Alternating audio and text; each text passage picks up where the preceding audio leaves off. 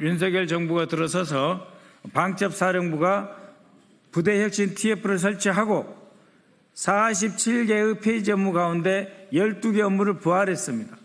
그런데 2023년 11월 8일 방첩사령관이 된 여인영은 이 12개 업무를 부활시킨 데 그치지 않고 더욱 공세적으로 실시할 계획을 세워서 시행을 했습니다. 첫 번째로 기획 내사를 위한 정보 수집을 부활시켰습니다. 기획해서 사건이 발생해서 수사하는 것이 아니라 내사 자체를 기획하는 것입니다.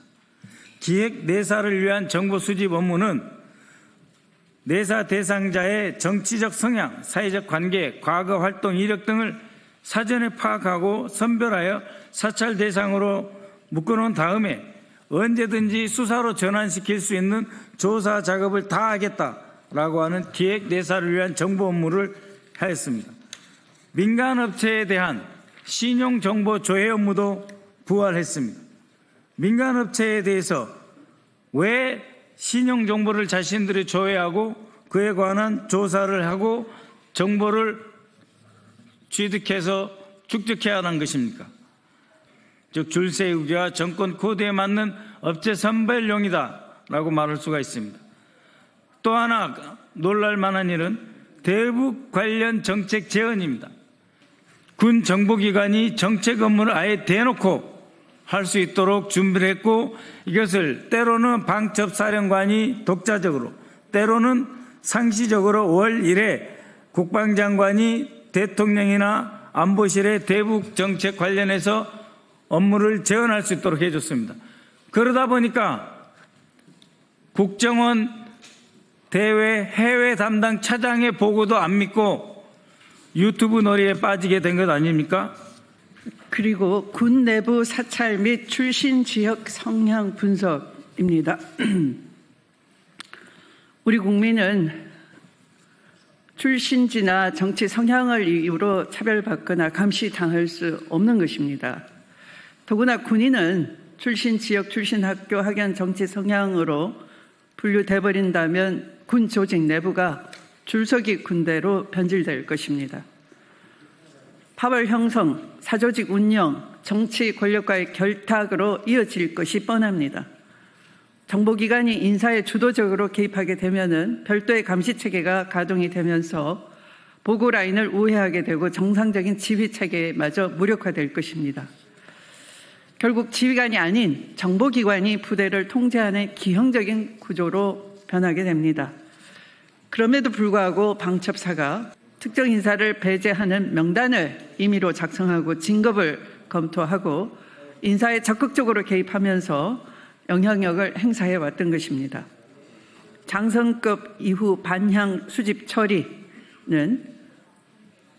장성 인사에 본격적으로 개입한 것입니다.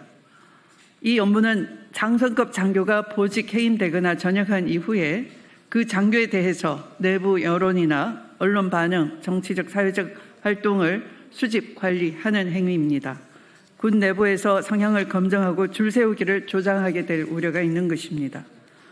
다음 시민사회단체, 예비역단체 사찰 업무 역시 아주 노골적으로 시민단체와 노조, 예비역단체 등을 대상으로 비군사적인 일상 동향을 수집하고 성향을 분류하고 활동을 감시하는 불법적 정보 수집 활동을 진행했습니다.